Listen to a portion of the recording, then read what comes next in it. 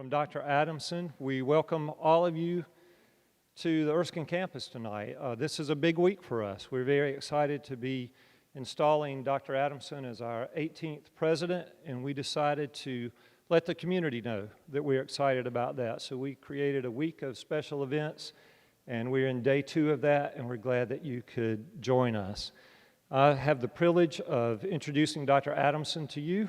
He, like I said, is our 18th president at Erskine. He is a Nebraska native and studied at the University of Nebraska, and the man has 5 advanced degrees.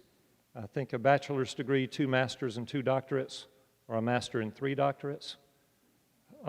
It's on up there.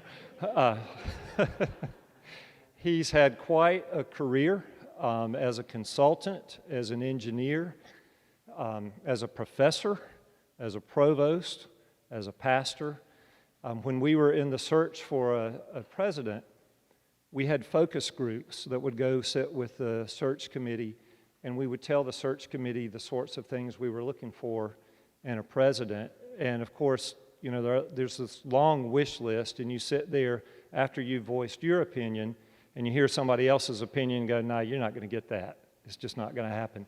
And when our IT services director said, I want a president who knows something about technology and can talk about it and can understand what I'm saying and do what we need to do, and I thought, not going to happen. Well, it did happen. Dr. Adamson has quite a career in IT, not only in the United States, but in other countries. He's worked for Booz Allen Hamilton, which is a very prestigious consulting firm. He's worked for Nextel, Global, let's see if I get this right, Teleglobe International, and a number of other organizations before coming to be with us in Due West. And so we're delighted to have him. I think he's a perfect fit for Erskine. And we're really, really excited because not only did he get his bachelor's degree at the University of Nebraska, he also got a lovely wife. And he brought her to Due West as well. So Vaughn Adamson is with us, and we're glad that she's part of our community as well. I'll turn it over to Dr. A. Thank you, Paul. Thank you, everyone, for attending this evening. We had a little bit of a foretaste of fall last week, and then something happened, and it's back in the 90s, but I understand Friday is going to be back in the 70s, so we're going to have a good end to this week. So again, thank you, everybody, for coming to this. Let's turn to the Lord in prayer, please. Almighty Heavenly Father, we come to you as a group that is committed to your gospel, to your word, and that we, by our commitment to you, dedicate ourselves and dedicate this institution to furthering your kingdom. Pray this in Christ's name. Amen. Well, the Board of Trustees and I determined that this week, this inauguration week, would be the appropriate time to present Erskine's strategy going forward. And so everything in this presentation is part of that initiative. However, it's more than an initiative. Using the term initiative sounds very singular, sounds like one item or one thing. But what we're going to look at this evening is multifaceted. There are many pieces to it. And so I point your attention to the screen above me, the strategic initiative. And I'm going to come to this first slide. And so the strategic initiative really is built off of 4 main items. 4 main elements that drive us forward as an institution. There is the aspect of the vision and the mission, and we'll go into those in more detail. The strategic plan, which really encompasses the heart and soul of the initiative, and connected with that is a campus master plan. And so these 4 items, all working together, come to the point where they represent what we're calling the Strategic Initiative. Give you a little bit of a background. These pieces we have been working on since January and February, different focus groups consisting of the trustees, alumni, administration, faculty, staff.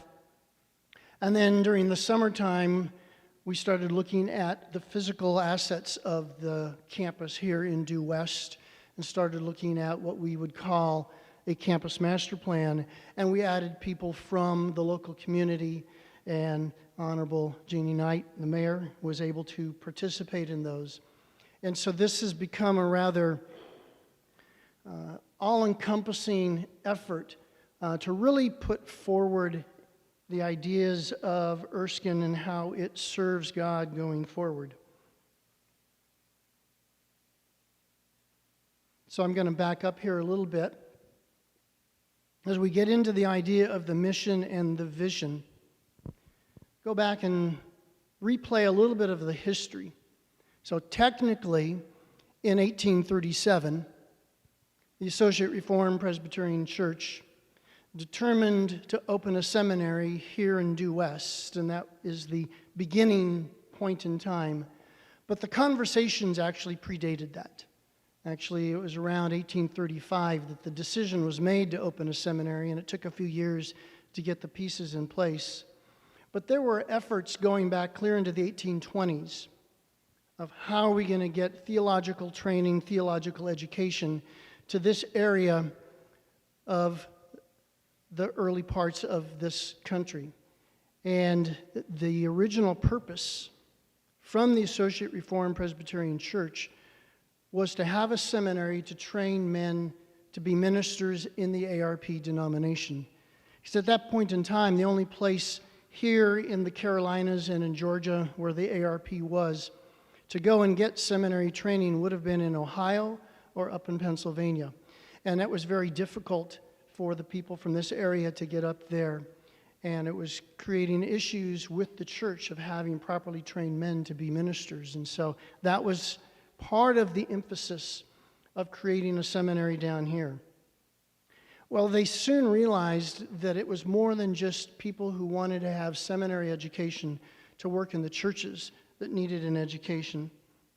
They felt a need because there was a vacuum in this area of the upstate of having a 4-year liberal arts college to train people to go out and have careers in teaching, in medicine, or whatever entrepreneurial activities that they would have availed themselves to. And so shortly after the seminary opened, they began having the thoughts of creating a college. And that led to the creation of Erskine College, the 4-year institution in 1839. And that's the date that we use because by the time you get to the 1920s, Erskine College, Erskine Seminary, and by that time there had been a Due West Women's College. All three of those formally and finally merged into one institution underneath the umbrella and the brand name of Erskine College, which today consists of the School of Undergraduate Studies and the seminary. And that gets us caught up to where we are today. And so going from those two items as far as the purpose, how do you get from a purpose forward to a mission? The school has had several missions throughout the years that have evolved and have grown and adapted as the education has grown, as the number of degree programs have been added to, as the seminary has expanded beyond a training area for pastors, but also people who are going to go into the mission field, and has added extra degree programs beyond a Master of Divinity, adding a Doctor of Ministry, Masters of Theology, Masters in Practical Ministry, Masters in Religious Studies, and now a Masters in Christian Counseling. And so as the school has grown and developed, it was necessary to create an actual mission, meaning what do you do on the ground, essentially 24/7? What do you do every single day? What is that is driving your basic operations every single day? And there was a mission created that we are essentially using today that has its genesis back in the 1970s, and it's been modified again. And so what we have now is the latest iteration that has a few items in it that are different than what you might see in the mission statement that's published on the website, as the Board of Trustees are in the final stages of approving this. So this is a reveal to everybody. And so here's what we are using today as the mission statement. This is what is on the ground, what the school does every single day. And that is that the mission of Erskine College is first and foremost to glorify God. To glorify God as a Christian academic community where students integrate knowledge and faith, equipped to flourish as whole persons prepared for lives of service, leadership, and influence through the pursuit of undergraduate liberal arts, graduate, and seminary education. And there's a few elements here that I want to point out to you. Up in that second line, there's this phrase, integrate knowledge and faith. And that's a modification, if you will, and an expansion of the school's motto, which goes back well over 100 years. Formerly in the Latin, scientia cum moribus conjuncta, meaning knowledge and faith joined, or knowledge and morals joined, or ethics, or virtue, or right living, several ways of interpreting or coming up with a definition for the Latin moribus. And so that phrase points to the very founding of the school to make sure that there is a connection between faith and study, faith and knowledge, faith and science. Right thinking, actually, from a biblical worldview perspective of faith in God is actually right thinking. And then there are some other aspects. In the last line, you'll notice between liberal arts and seminary education, the idea of graduate. And there will be a point in time, and we'll get into this as I go further on, of some ideas of expanding the academic activities that Erskine, the entire institution, does outside of ministry or mission preparation. So we'll get into that. Let me move now into really the heart and soul, as I mentioned. The strategic plan. Moving from the initiative to the strategic plan. And so there are several aspects here that I'm going to walk you through of how you bridge the gap. So you see the mission here. But again, the mission talks about what a school or what an institution of higher education does day to day. It doesn't speak to the aspiration of how you serve God for all eternity, how you serve the Lord in a greater purpose beyond, even though it is in a tremendous purpose of training and educating. But serving God and serving the kingdom has something beyond that. And so in the area of strategy, there's a difference between a vision and a mission. And a vision is something that's always out there. You're always aspiring to. It's always forward. And the mission anchors you of what you're doing day to day. But how do you bridge the gap between the two? And so let's talk first about the vision. And you're going to see elements of the mission echoed up above in the vision. But vision statements are usually very short, easier to memorize. They get straight to the heart of where the institution is going in the future. And so, again, the vision statement that we have here is brand new. The trustees have seen this several times and going through the final stages of approval. So this is a public reveal to you all. So Erskine College's vision is to equip students for lives of service and leadership. You see the connection below. Building Christ's church and influencing society for God's glory. There's that connection for those of you in the ARP, those of you familiar with the Westminster Confession of Faith, the very first question and answer in the Shorter Catechism, what is the chief end of man? Fantastic. To glorify God, and thereby you enjoy Him forever. And so that is the vision, really the last phrase, to influence society for God's glory. To have people who are out there, have the institution out there to influence society for God's glory. And now that point of how do you bridge the gap between what you do and where you're going? And that's what's referred to as a strategic plan. And I'll pull up several of these elements. I won't speak to them all now. We'll speak to them later, one by one. So you can read the first one, missional fidelity, financial stewardship, educational excellence, and expanding reach. But now, let me talk about these 4 items, and we refer to them as pillars. And you can see in the graphic sort of the imagery there of a foundation of what you do every day, the roof where you're going, and the columns, the pillars of what supports it, what brings you to that point. And many times in strategic plans, as happens in businesses and happens in many colleges, they tend to do what's called a 5-year strategic plan. And often these 5-year strategic plans are very aspirational. They have many projects that can be accomplished, and many others that are so far out there that it's questionable whether they are realistic.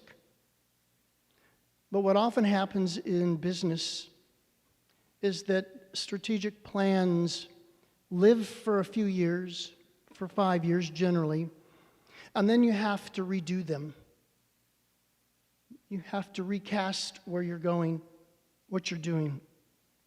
But with the structure here, with a mission and a vision that stay permanent and stay in place, it's possible to create the framework for a strategic plan based on pillars that do not have to change. So the pillars can remain the same, and actually what we have, and I won't go into all the details with you because it gets down into the weeds. Mr. Bobby Clark, who is our Vice President of Operations and Planning, understands how many projects and tasks these 4 little pillars create, but you have goals underneath each pillar, and underneath each pillar you have projects and tasks. And those projects and tasks will number into the hundreds. And those are the actionable items. Those are the actual tasks that the staff does, that the alumni helps, that the donors help, the administration, the trustees, the community. Those are the actual activities that you do. And another way of looking at doing a strategic plan is that you have projects and tasks that you work on, and you assess them every year. Have we completed it? Have we not? Were we successful? Were we not? If it's done, it comes off the list, but now a year has gone by and there's new ideas that you've thought of, another projects and another task that will satisfy or serve the goals that are underneath that pillar. And so in that sense, you are able to keep your strategic plan framework in place, and every year you assess, recast, and move your 5-year horizon forward. And you always have a strategic plan that looks ahead 5 years because you're always working in year number 1, assessing, collecting, finishing projects. Some of the projects may have a 3-year horizon and you won't finish it for a few years. But that's a way of making a strategic plan something that is permanent as opposed to temporal. Something that you can use to drive down into your organization, and so it becomes something that almost every staff member can have a picture like this in their office, and they can see from their job description and their annual performance reviews with their supervisors of how what they do is satisfying the pillars, satisfying the goal, is moving the institution forward to accomplish its vision. And so that's the framework that we have here. I'm going to move into these one at a time. looking at missional fidelity. And the key word here, in each of those 4 pillars, the key word is always really to look at the second word. So missional fidelity, but really focus on the word fidelity. And so within this pillar, there are goals and then there are projects and tasks to keep Erskine true to its mission, true to its vision. We like to use the term guardrails. And those are anything from changes to some of our founding documents, the bylaws, etc., that get down into certain policy statements. But keeping Erskine true to its calling to serve God for God's glory. But also fidelity, not just to the mission of the school, but to the community and the region in which this school is placed, in which God has placed this institution. With the relationships that we have with churches, with people in the community, with local governments, to stay true to them and have that relationship and that cooperation and that partnership. True to the founding principles, somewhat related to the mission, the fidelity of our mission and vision, but our founding principles again come back to and hearken to that founding which is based on serving God, being a Bible-believing, God-honoring institution. So that's a highlight of what's in missional fidelity. Again, there are goals, and then each goal spawns numerous projects and tasks that the school works on and accomplishes. Moving to the next pillar, financial stewardship. And I'd ask you to focus in on the word stewardship. Obviously, there needs to be stewardship of finances. All the finances that the Lord blesses the college with, because at the end of the day, the reality is it's God's money, and we're stewards of it. We're here to take care of, preserve, to make sure what God has blessed this institution with carries on and moves forward. But the stewardship goes beyond just the mere finances of the bank account. There's the human resources, the staff, adjunct professors, contractors, vendors. All of those people need to be treated with respect and dignity. So we are a steward of those human resources. And a steward of the physical assets of this beautiful campus of 95 acres with 500,000 square feet under roof. It's an enormous amount of square footage that has roof over it. And this is what led us to the activities this summer that we wanted to connect in the idea of a campus master plan, that many people were involved. Jeannie Knight was involved. And so we had participation from several people within the community. And we did the same aspect with the campus master plan. Because again, many businesses and colleges, when they look at a campus master plan, they're also looking very visionary, very aspirational. But that is sometimes very difficult to make actionable. And so we opted again in a direction, taking a page out of the strategic plan, of basing a campus master plan on 5 permanent themes. Change the names so that we wouldn't get confused with the pillars of the strategic plan, but 5 permanent themes. And when you see these, you'll recognize, okay, I know what you're talking about. But in order to craft a campus master plan, where instead of looking out 20 years, like you sometimes see in urban planning, a 20-year urban plan that shows skyscrapers and a brand new airport, etc. But again, looking 5 years out, something that can be accomplished, something that you can see the end, but every year you look at what you've done, reassess, maybe that project comes off and another project goes on, based on the changes and the needs of the institution, based on how Things change within the marketplace, if you will, permit me, of higher education. It's the same thing at corporations. Business moves at such a pace that it's generally not wise or practical to anchor and tie a corporation to a campus master plan that looks out 30 years when you need to adjust to the changes in your area of business that maybe shift on you every 6 months. And so that is what we have done here also with this campus master plan. So you'll see 5 themes, just some phrases that's easy for you to recognize. The first theme in the campus master plan focuses in on safety and security. Safety and security. I often talk to parents when they are visiting campus and touring with their son or daughter as to what has attracted you to Erskine. And I get usually 1 or 2 answers. It's either because of its Christian background and because of its Christian beliefs. And also, I want my son or daughter to go to a place that's safe and secure.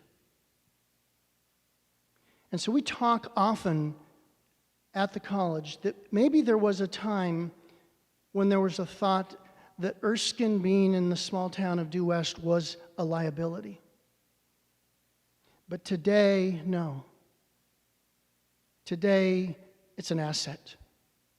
One of the greatest assets this college has is this town and the community and that sense of family, that sense of belonging, that you would be hard-pressed to find another college anywhere in the United States that can replicate this. You would be hard-pressed to find another college where people graduate, move away, retire, and come back. There is something here that is immeasurable, that must be preserved, and that safety and security is critical. And so you can think of all the things, and Bobby and I talk about all of the safety and security items, and we can get into the weeds talking about cameras and lights and locks, etc. But you understand where we're going with this as an institution. Next is preservation and beautification. The campus looks wonderful right now with all of the hard work that Aramark, our groundskeeping vendor, has done, as well as the number of students. I believe Paul Bell indicated to me that yesterday there were somewhere around 200 people involved in pulling weeds, trimming hedges. And that's part of that stewardship function. That's part of what it means to take care of what God has given you, to preserve and to beautify.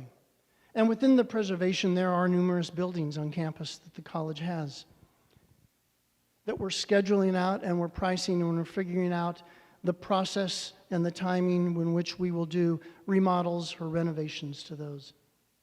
Because again, as I mentioned, we have 500,000 square feet under roof. And when we've gone through and looked and done the calculations, that's enough square footage that we could have 1,500 students, and we wouldn't need to build another building except maybe residence halls. We'd have to talk about the roads and maybe some stoplights, which we don't want to have stoplights, do we, Jeannie? But we have what we need. The Lord has blessed this institution with so many buildings. This chapel is stunning. It's a beautiful place to meet. Usability and optimization. How do we use what we have the most efficiently? How do we optimize what we have so that it moves us forward? Efficiency and sustainability. Obviously, we want to be very efficient when you think at the practical level of utilities, lights, electricity. But again, that's being a good steward of the physical assets and of the finances and of the human resources that the Lord has blessed this institution with, so that it's efficient and can be operated for years and years to come. And finally, visionary and enterprising, which generally tends to be from a corporate or from a higher education perspective, usually what campus master plans zero in on. Those things in 20 years. But there's so much we can do today with the property that we have of usability and optimization, where we can be more visionary, be more enterprising with what we do have to make it serve the future of the institution, all again being faithful stewards of what the Lord has given us. The third pillar is educational excellence. And this was intentional.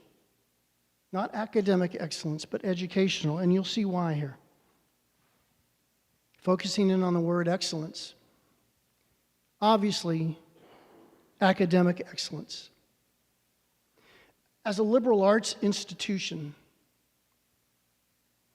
that doesn't have maybe some of the very detailed technical degree programs, say, for example, like nursing or engineering, sometimes people will ask, well, what can I do with a degree in English or in history? Well, there's something very interesting. When you survey the marketplace and you survey employers, except for those positions that have very specific vocational needs, most employers are looking for a few specific skill sets or specific characteristics. And I'm sure all of you in your careers are doing something now, not necessarily identical to what your degree was in. And that's because most employers, if they see somebody that they're talking to who has these 5 characteristics, they're going to be an excellent asset to the company. These 5 characteristics. The first one is critical thinking skills.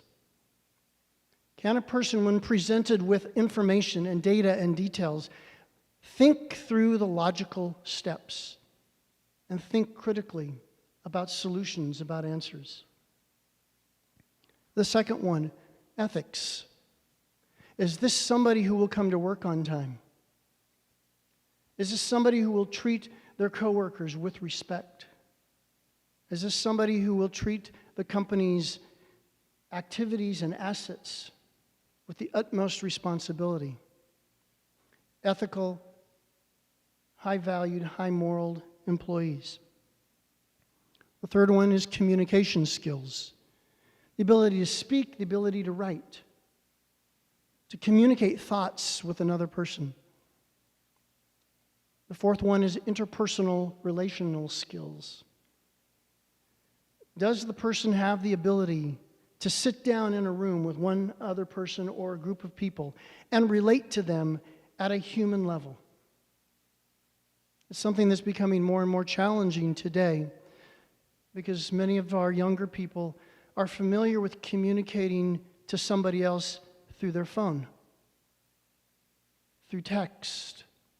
But having this with eye contact, for some of them it is a challenge. But that is so critical in the area of business. And the fifth one is this understanding of global awareness, that you are not alone in the world, that other nations look at things differently than you do. They may not look at things through the prism of a constitution that we have. And you need to be attuned to the fact that people may perceive information slightly different than you. But all the time, the students are trained in a biblical worldview so that they know ultimately there is one absolute truth. But they have the ability to communicate with people and relate with people across the globe.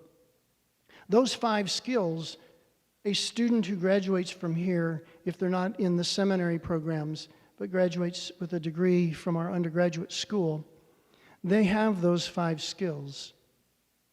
And they would be an asset to any corporation, and we're going to continue that excellence. There's another part of excellence within the education, and that is in the extra and the co-curricular side. That's what happens outside of the classroom. It's what happens in the dorm room, it's what happens in the cafeteria, or on the basketball court, or the football field, or the soccer pitch. It's those life skills that the students get in those other activities that you may be surprised to understand that from the viewpoint of the accreditors, extra and co-curricular learning objectives are considered of the same value as what happens in the classroom. Because the accreditors understand that college is more than just that class and that textbook and those tests and that material. It's the growing and it's the maturing of somebody from teen to adulthood. And then the last part of this one is excellent external facing education. Not for Erskine to be more than focused on the students here or the students online in the seminary, but the educational needs of the broader community, of the church, of the global church, through conferences, through seminars, or what we have that takes place in the summertime is when younger children are here at camps and learning about how to be a future business leader.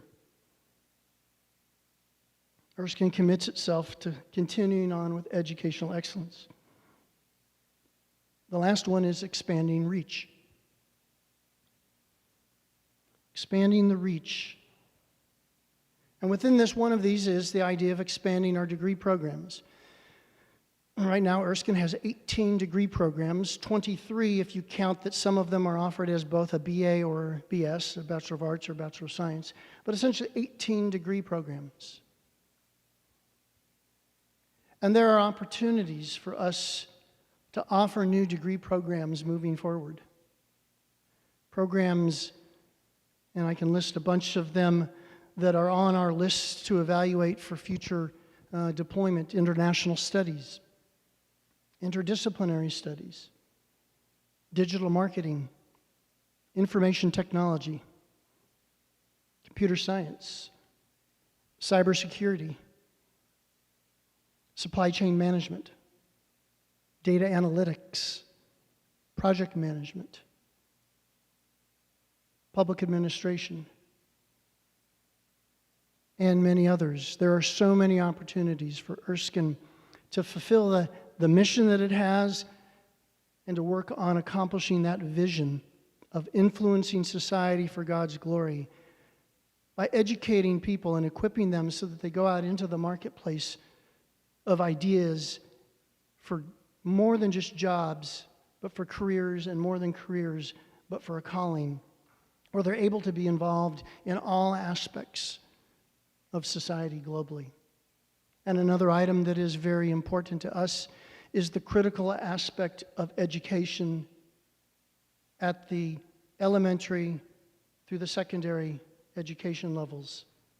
And the idea of taking Erskine beyond education for people to go out and be elementary or secondary education teachers, but to provide a master's in education. And so that's one of the items that we will be working on to hopefully launch in 2 or 3 years. A master's degree, one that sits outside of the seminary, hence the phrase in our mission statement that talks about liberal arts undergraduate, graduate, and seminary education. That there are so many opportunities and such need for school teachers with advanced education who have very detailed skills in math or business or English, and then can teach students at the high school level at potentially dual enrollment courses so that they're earning college credits. But we want teachers that have a biblical worldview, that are going back out into the education system. Obviously, you put all of these together, enrollment tends to expand.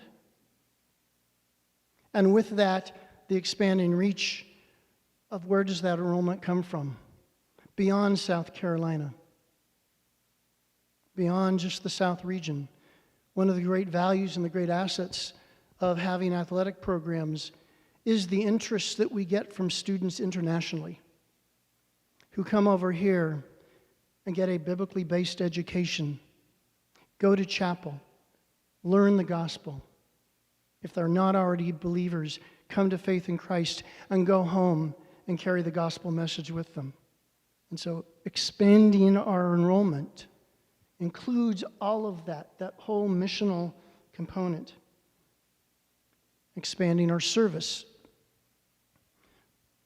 The services that we do, not just for the students, but services we can offer to the community, to the church. I mentioned before, like seminars, conferences, camps, and putting people out into the marketplace who have skills that is important for leading institutions, leading businesses, helping towns and communities and counties and state governments. So these items come together also in expanding the influence of Erskine. Yes, it's a small college in a small town. But that need not stop us, for God can do so much with those who are obedient to Him. God can do so much with those who are obedient to Him.